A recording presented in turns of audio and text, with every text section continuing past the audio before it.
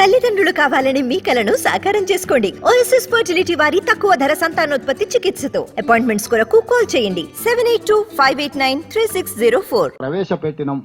ప్రతి పథకము క్షుణ్ణంగా అవగాహన చేసుకొని విశ్లేషించుకొని ఆర్థిక భారం ఎంత, పరిపాలన విధానం ఎట్లుండాలని అవగాహన కల్పించుకొని ఒకటొకటిగా ఆర్టీసీ బస్సు కావచ్చు, రాజీవ్ ఆరోగ్యశ్రీ కావచ్చు, 500 రూపాయల సిలిండర్ కావచ్చు, పేదవాడి ఇంటికి ఉచిత కరెంటు కావచ్చు, పేదవాడికి ఇల్లు ఇందిరమ్మ ఇల్లు కావచ్చు, ఈ పథకాలన్నిటిని కూడా మొదలు పెడితే ఆపొద్దు,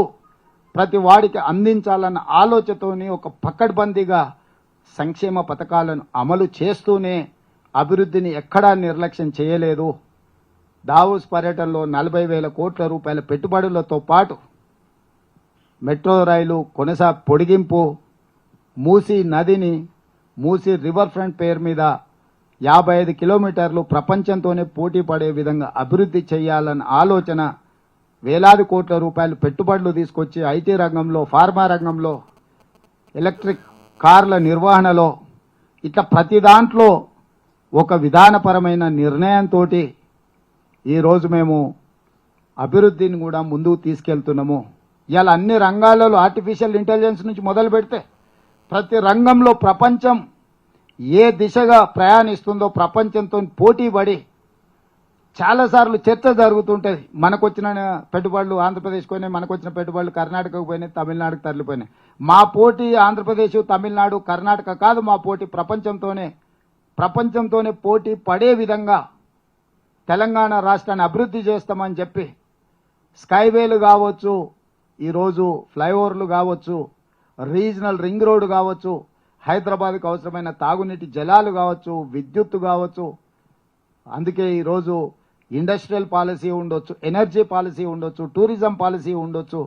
అన్ని పాలసీలు పకడ్బందీగా తయారు చేసి పెట్టుబడిదారులకు ఎవరికైనా సమానమైన అవకాశాలు కల్పించాలన్న ఆలోచనతోని సాగునీటి ప్రాజెక్టులో కూడా ప్రాధాన్యత క్రమాన్ని నిర్ణయించుకొని వాటిని కూడా పూర్తి చేయాలని ఒక అభివృద్ధి నమూనాను కూడా వైబ్రెంట్ తెలంగాణ 2050 పేరు మీద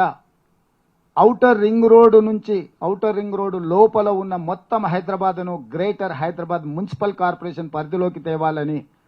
ఔటర్ రింగ్ రోడ్డు నుంచి రీజనల్ రింగ్ రోడ్డు వరకు ఉన్న మొత్తం తెలంగాణను హెచ్ఎండిఏ పరిధిలోకి తీసుకురావాలని, రీజనల్ రింగ్ రోడ్డు నుంచి తెలంగాణ సరిహద్దుల వరకు రూరల్ తెలంగాణగా అభివృద్ధి చెయ్యాలని, క్లస్టర్స్ తీసుకురావాలని, ఫార్మా కంపెనీలతో పాటు ఇతర పెట్టుబడులు తీసుకొచ్చి క్లస్టర్స్ కింద విడగొట్టి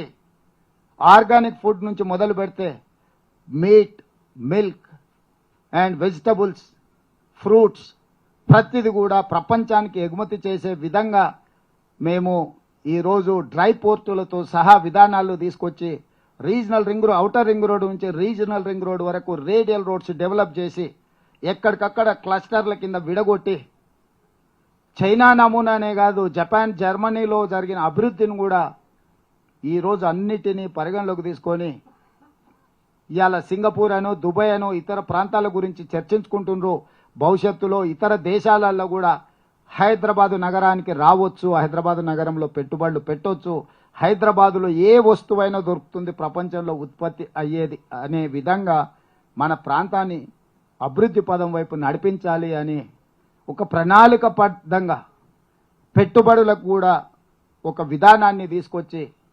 శాసనసభలోనే చర్చించి వాటిని ఆమోదింపజేసుకొని, వీటితో పాటు శాసనసభలో మీరు చూసినరు మొత్తం ఆర్థిక వ్యవస్థ మీద వైట్ పేపర్ రిలీజ్ చేసి చర్చకు పెట్టినము. ఆనాడు పాలకపక్షం, నేడు ప్రతిపక్షమైన వాళ్ళకే ఎక్కువ సమయం ఇచ్చిన మాట్లాడండి అని చెప్పి 70,000 కోట్ల అప్పుతో మొదలైన తెలంగాణ 7 లక్షల కోట్లకు ఎట్లా చేరిందో, ఇంకొక 1,00,000 కోట్ల రూపాయలు బిల్లులు, బకాయిలు ఎట్లున్నాయో, దాదాపుగా 8 లక్షల కోట్ల రూపాయల ఆర్థిక భారం తెలంగాణ రాష్ట్రం మీద ఏ విధంగా పెట్టినరో పారదర్శకంగా ప్రజాస్వామికబద్ధంగా చట్టసభలలో చర్చకు పెట్టి ప్రజలకు వివరించినాం. విద్యుత్ విధానంలో జరిగిన లోపభూయిష్టమైన నిర్ణయాల మీద వైట్ పేపర్ పెట్టినము. అదేవిధంగా సాగునీటి ప్రాజెక్టులో జరిగిన కుంభకోణాల నుంచి దోపిడీ వరకు ఎన్ని వేల కోట్లు ఎట్లా దోసుకున్నారు, మేడిగడ్డ కాస్త మేడిపండు ఎట్లయిందో, అన్నారం కాస్త పక్కున ఎట్లా పగిలిందో మొదలు పెడితే పాలమూరు రంగారెడ్డి ఎందుకు ఆగిపోయింది, ప్రతి ప్రాజెక్టు మీద సాగునీటి